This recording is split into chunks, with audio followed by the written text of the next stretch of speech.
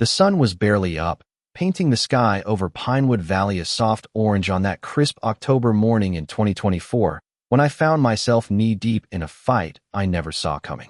I was out in my yard, sweating through my flannel as I raked leaves on my sprawling 10-acre property, a quiet retreat I'd bought with every dime I'd saved. The air smelled of pine and damp earth, and my little lake sparkled under the early light.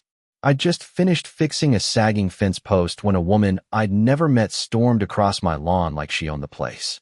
Margaret Voss, president of the Silver Pines Homeowners Association, stood there in her pristine navy blazer, clutching a clipboard like it was a court summons.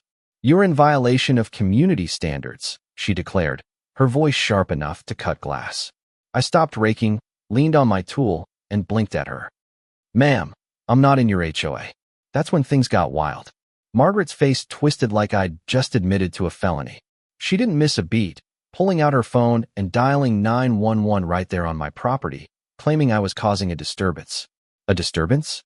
I was raking leaves on land I'd paid for, land that sat a good half-mile outside the Silver Pines subdivision. I tried to reason with her, pointing out my deed, but she wasn't having it. "People like you always stir up trouble," she snapped, her words dripping with something uglier than just a rulebook obsession. I stood there, rake in hand, watching her march back to her SUV, trailed by a couple of neighbors who looked half confused, half convinced I was the bad guy. One of them, Greg Larson, a wiry guy with a nervous nod, seemed to agree with everything Margaret said. Another, Lisa Monroe, hung back, quietly filming the whole thing on her phone. I didn't know if she was gathering evidence or just collecting gossip, but something told me this wasn't the last I'd see of Margaret Voss. The next week, things escalated. I was hammering new boards onto my dock when Margaret showed up again, this time with a small crowd like she was leading a parade. She pointed at my lake and announced, "This is a community asset now." I nearly dropped my hammer. My lake, the one I'd spent years restoring, the one my grandfather and I used to fish on when I was a kid? She claimed a recent boundary adjustment had pulled my property into the Silver Pines HOA's jurisdiction. I'd been getting letters for weeks official-looking nonsense about dock violations and fence height rules, all signed by Margaret. Now she was standing there, smug as ever, saying my lake would boost property values for her real estate listings. She'd been running the HOA for 4 years, and apparently, that wasn't enough power for her. "You'll comply with our standards, Ethan," she said, her voice syrupy but venomous. I kept my cool, driving another nail into the wood. "That's funny, Margaret, because I'm not in your HOA." Her smile froze, and for a moment, I thought I'd won. Then she whipped out her phone again, calling 911 like I'd threatened her life.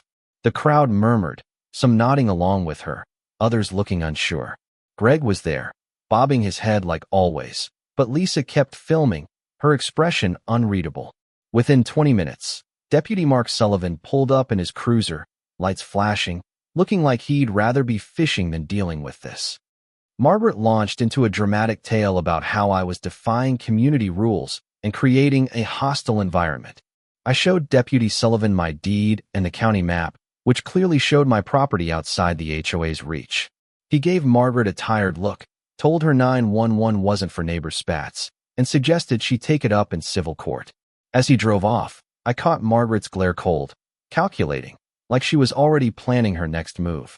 That night, I found a yellow citation taped to my gate, accusing me of unauthorized structures. It looked official, with fancy letterhead and a case number, but I knew better. My land wasn't under their rules. Margaret was playing dirty, and I wasn't sure whether to laugh or lawyer up. The next day, I got a voicemail from Greg, sounding sheepish, urging me to attend an emergency HOA meeting to clear things up. I figured I'd go, if only to see what kind of show Margaret was putting on. I pulled out the county map again, the one I kept folded in my truck, and studied it under the porch light. My grandfather's words echoed in my head. "This land's yours, Ethan. Don't let anyone tell you different." He'd built this place with his own hands, and I wasn't about to let some power-hungry realtor steal it. The HOA meeting was a circus. The community center in Pinewood Valley was packed, with folding chairs spilling into the aisles. Margaret had set up a projector, complete with slick slides about community unity and shared resources. She flashed an aerial photo of my lake, claiming new surveys proved it was part of Silver Pines.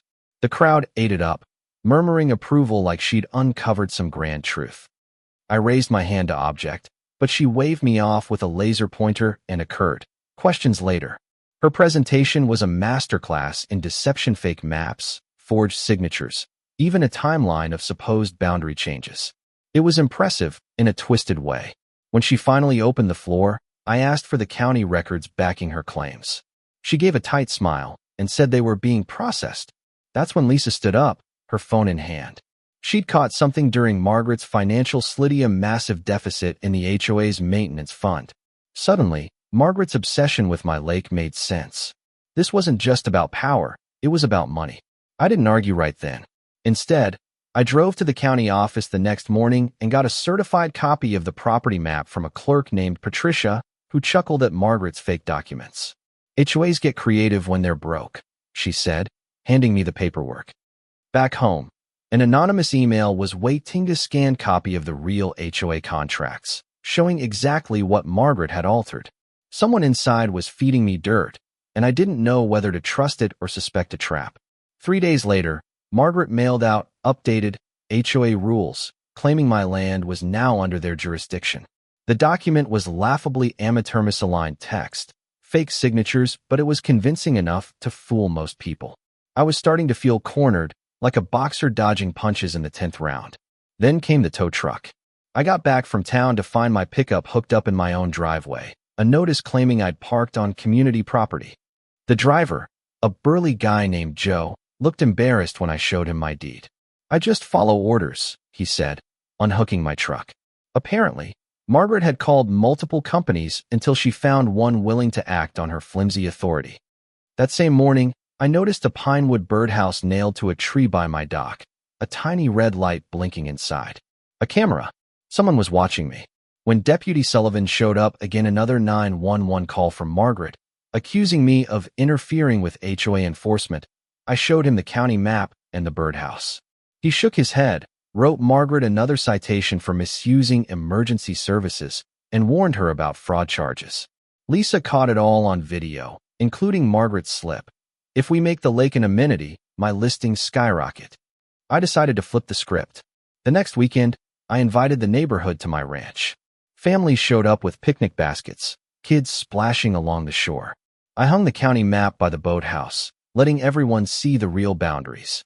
Greg brought a GPS unit, confirming my property line matched the county's records. Lisa filmed it all, capturing residents' growing doubts about Margaret's claims. By Monday, Margaret was in panic mode, telling the HOA I'd charge for lake access if they didn't seize it now. It was a desperate lie, but some still bought it. I met with a lawyer, Rachel Carter, who suggested 3 moves: sue for defamation, get a restraining order, or dig into the HOA's finances. That last one hit home. Patricia had mentioned a delinquent loan tied to the access road to my lake. After weeks of digging, I tracked it down to a collection agency.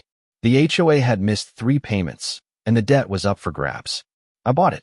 For a fraction of its value, I now controlled the road every Silver Pines resident used to reach the lake. It was a power move I hadn't planned, but Margaret had pushed me too far. The final HOA meeting was electric.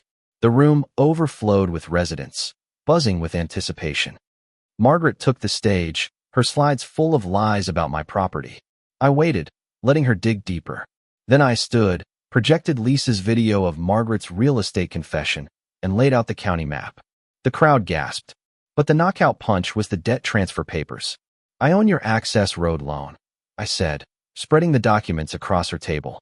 3 missed payments, and I can shut it down. Margaret went pale, her microphone dropping with a screech. Deputy Sullivan stepped in, issuing another citation and hinting at fraud charges. The room erupted, residents shouting, some confessing their own run-ins with Margaret's bullying. By Friday, Margaret was out as HOA president. Greg took over, apologizing publicly and voiding all her citations. The district attorney was building a case against her fraud, harassment, false reports. Her real estate license hung by a thread. The HOA, drowning in debt, faced legal bills their insurance wouldn't cover. I met with the new board and offered a deal: fair payments on the road debt, modest lake access fees, and no more fake rules. They signed, relieved to keep the road open. Families still fish at the lake, waving as they pass my porch. The water's calm now, reflecting a quiet I hadn't felt in months. But here's where it gets messy. Was I too ruthless, buying that debt to flip the tables? Should I have let the HOA crash instead of offering a deal? And who was sending those anonymous emails, friend or puppet master? If you were me, would you have gone nuclear or played nice sooner? Drop your thoughts below, hit that like button if this got your blood pumping, and subscribe for more stories of people fighting for what's theirs. What's the shadiest thing an HOA's tried on you?